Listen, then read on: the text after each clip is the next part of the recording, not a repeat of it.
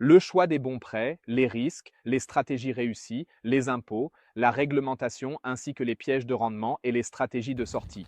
Tout cela et bien plus encore. Tout ce que vous devez absolument savoir pour investir dans les prêts PP se trouve maintenant dans ce guide court mais complet afin de gagner des intérêts avec succès grâce aux prêts PP. Et ainsi, bienvenue chez Finance du Nord, je m'appelle Alex Blake. Oui, c'est que tu sois là aujourd'hui. Je tourne cette vidéo depuis Bali et je profite de l'occasion d'être ici et je tourne avec un beau décor en arrière-plan. Mais revenons au sujet des prêts PP, c'est-à-dire des prêts que tu peux accorder à d'autres personnes ou même à des entreprises. Ils deviennent de plus en plus populaires.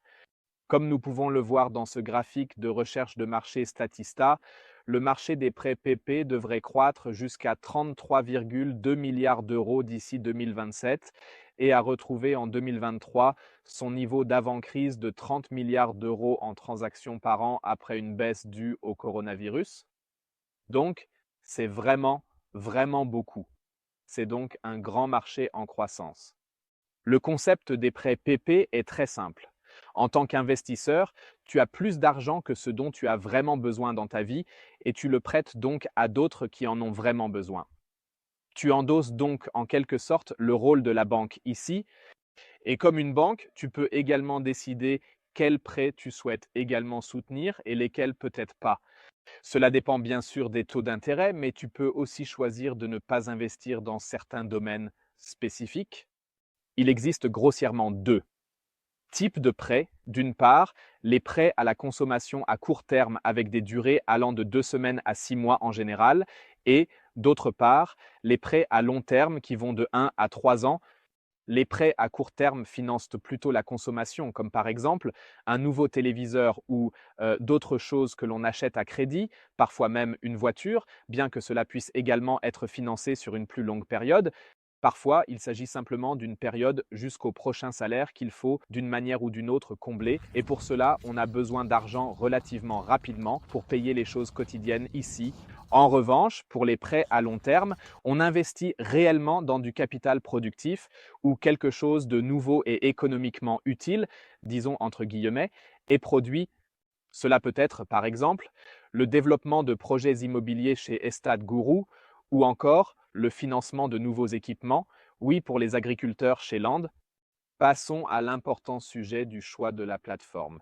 J'ai déjà brièvement parlé d'Estad Guru et de Land, et selon l'endroit où tu investis, par exemple, ton rendement et ton risque varieront considérablement.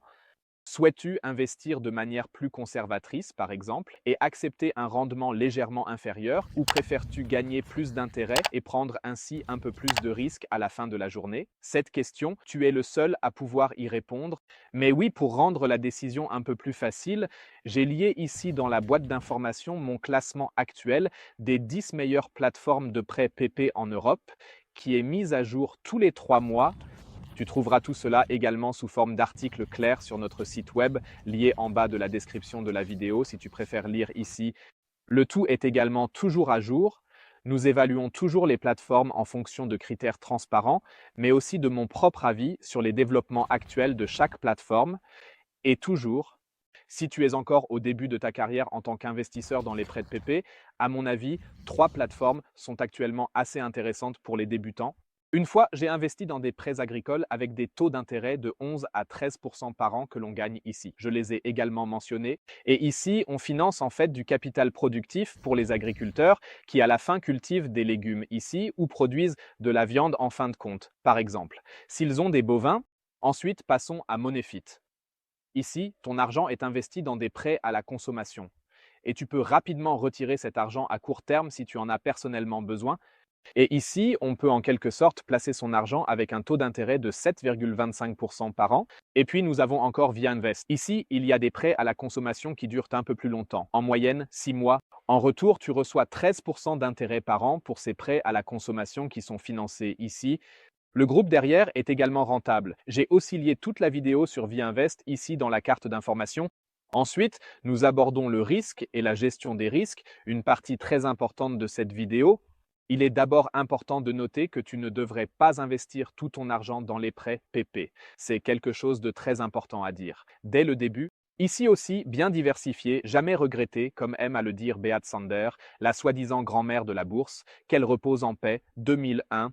Et cette maxime, largement diversifiée, jamais regrettée, s'applique aussi bien à ta part de prêts PP dans l'ensemble de ton portefeuille actuel.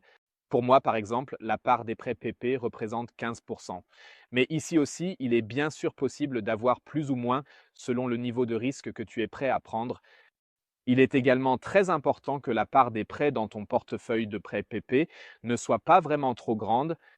Ici, tu ne devrais pratiquement pas avoir de risque de concentration et tu devrais acheter autant de prêts que possible selon tes préférences, au lieu d'investir énormément dans une poignée de prêts. Cela peut alors mal tourner. Il est également très important de vérifier si l'emprunteur ou le soi-disant prêteur est également financièrement très solide. En effet, certains se demandent maintenant qu'est-ce qu'un prêteur? Ne suis-je pas celui-ci dans ce cas? Un prêteur est, en termes de jargon, l'entreprise de prêt PP qui accorde le prêt en tout premier lieu au client sur place, puis le télécharge sur une place de marché pour investisseurs comme Mintos. Il s'agit généralement de nombreux petits prêts à la consommation et une fois arrivé là-bas, tu peux alors participer à ce prêt déjà existant qui a déjà été financé, mais seulement après coup, pour ainsi dire, si tu souhaites investir dans ce genre de choses. Ici, on vérifie donc brièvement si le prêteur lui-même est rentable, car il a dans presque tous les cas l'obligation de racheter ses prêts. Si le retard dépasse environ 30 jours, ou dans certains cas environ 60 jours, alors le prêteur doit te racheter le prêt.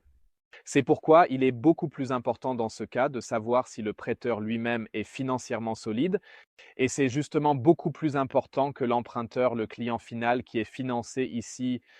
Cependant, si cette garantie de rachat manque, il faut bien sûr aussi se pencher sur les emprunteurs, mais cela ne se produit en fait que pour les prêts à long terme. D'après mon expérience, ce n'est jamais le cas pour les prêts à court terme.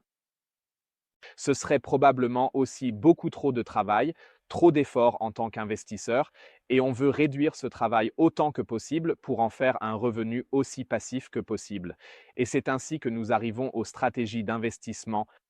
Nous avons déjà abordé la première grande différence, à savoir les prêts à court terme et les prêts à long terme. Pour ma part, j'investis environ 60% de mon portefeuille à court terme et environ 40% à long terme. Où j'ai exactement investi combien moi-même, je l'ai également montré il y a environ 2 mois dans cette vidéo que je t'ai liée dans la carte d'information en montrant tout mon portefeuille de prêts PP. Et aussi où je gagne effectivement combien. J'ai également tout mis dans la description de la vidéo ci-dessous, bien sûr aussi YouSound, et j'investis toujours sur ces plateformes avec une année de ce qu'on appelle auto-invest. C'est aussi très important. Je ne fais pas tout cela à la main, c'est-à-dire que je m'assois une fois, je définis les critères sur la manière dont je veux investir mon argent et ensuite je laisse Auto-Invest faire cela pour moi de manière automatisée. D'où le nom. Donc, si de l'argent est disponible sur mon compte et que des prêts correspondant à mes souhaits sont également disponibles, notamment en ce qui concerne les intérêts et la durée du prêt, alors tout cela est automatiquement acheté pour moi, je n'ai plus rien à faire. C'est donc en quelque sorte beaucoup plus passif que de devoir toujours se connecter et choisir manuellement ici. Et chaque auto-invest a un aspect différent sur chaque plateforme. J'ai mis le lien de ma meilleure plateforme dans la description de la vidéo ci-dessous, ainsi que la vidéo de test correspondante dans laquelle je présente également l'auto-invest et son fonctionnement. Passons maintenant aux impôts et aux réglementations, un sujet également très intéressant. Oui, et peu importe où quelqu'un gagne de l'argent, que ce soit ici à Bali, en Allemagne ou ailleurs dans le monde, l'État local prend toujours sa part et pour les prêts PP, ce n'est pas différent. Les prêts PP doivent bien sûr également être imposés. En général, tu dois en Allemagne imposer tous les intérêts avec l'impôt forfaitaire et la contribution de solidarité. Cela signifie que tu paies un taux d'imposition effectif de 26 375% sur tous tes intérêts. Dès que tu gagnes plus en intérêts et dividendes par an, si tu es en dessous de cette limite, aucun impôt n'est dû, mais tu dois quand même déclarer les intérêts. En effet, on ne peut vraiment pas l'éviter ici. C'est en quelque sorte le prix que tu paies pour tes beaux intérêts ici. Tu dois faire ces déclarations dans ta déclaration de revenus une fois par an et additionner tous les intérêts que tu as reçus au cours de l'année. C'est très simple Et pour cela, il te suffit de télécharger un PDF pour les impôts depuis les plateformes, c'est très facile à faire, puis de prendre la somme de tous tes revenus de plateforme et de les inscrire dans ce qu'on appelle l'annexe KAP, ici à la ligne 18 pour les revenus étrangers. Cependant, cette ligne peut varier selon l'année fiscale. Tu dois également payer une retenue à la source sur certaines plateformes. C'est souvent le cas lorsque la plateforme est elle-même réglementée. C'est aussi un autre sujet. De plus en plus de plateformes sont réglementées, surveillées par les banques centrales. Ensuite, il y a encore des plateformes non réglementées. Ici, l'impôt à la source n'est en fait jamais prélevé et tu peux réduire ce taux d'imposition à la source de 15%, ce qui est généralement très standard, à 5%, et d'autre part, le déduire entièrement de tes impôts allemands sur les intérêts ici aussi. Donc, tu ne paies pratiquement pas de double imposition. C'est très très important à ce stade. Je dois également dire à ce stade que je ne suis pas conseiller fiscal et que tu devrais consulter un conseiller fiscal en cas de doute si tu as encore des points non résolus. Passons maintenant au rendement. Le rendement sur la plupart des plateformes se situe actuellement entre 12 et 14% par an. Bien sûr, il y a des exceptions à la hausse et à la baisse selon la façon dont tu investis. Un facteur très important pour ton rendement réel est bien sûr les défauts de paiement des prêts ou les défaillances des prêteurs, surtout si tu investis dans ces prêts PP à court terme, surtout ces prêts. En 2001, les intérêts que tu peux attendre après les défauts de paiement étaient, pour moi, au cours des 7 dernières années où j'ai investi dans des prêts PP, d'environ 9 à 10% par an. Mais ici aussi, cela dépend bien sûr de toi et de ta tolérance au risque, quels prêts tu achètes finalement et lesquels tu n'achètes pas. Je te présente à nouveau ce dimanche une plateforme passionnante avec plus de 10% de rendement après les défauts. N'hésitez pas à vous abonner car je vois qu'environ la moitié des spectateurs ne sont pas encore abonnés. Et n'hésite pas à me laisser un like si cette vidéo te plaît. Maintenant, j'ai dû changer d'endroit rapidement, mais nous allons aborder la surveillance de tes investissements. La mise à jour régulière qu'il faut effectuer ici, aussi passif que les intérêts puissent paraître à première vue, il faut finalement aussi y consacrer un peu de travail en suivant régulièrement les plateformes de prêt PP et leur évolution. En fait, tu peux le faire d'une part en regardant par exemple une fois par mois ton portefeuille pour voir comment il évolue. C'est la solution la plus simple. Deuxièmement, suivez le blog de la plateforme avec les chiffres actuels du portefeuille et les développements ici, ou abonnez-vous simplement à Finance du Nord pour rester toujours informé des développements les plus importants. Et en cas de défaillance, il est souvent vrai que la patience est une vertu. Une fois défaillant, tout n'est pas encore perdu. Et ici aussi, il ne s'agit pas seulement de faire une opération blanche, mais dans de nombreux cas, on peut en tirer un rendement positif, parfois même supérieur au taux d'intérêt, que l'on aurait autrement obtenu. Et ici, chez Land, des prêts d'une valeur de seulement 43% des garanties en cours ont été accordés, historiquement parlant. À mon avis, le risque est encore gérable. Pour ne pas dire, de mon point de vue personnel, ce n'est pas une recommandation d'investissement, le risque est bien couvert, mais ce n'est évidemment pas une garantie. Je ne suis pas un conseiller en investissement et à la fin, c'est à toi de décider si tu veux investir ici ou non. Passons maintenant aux stratégies de sortie car tout a une fin, sauf la saucisse qui en a deux.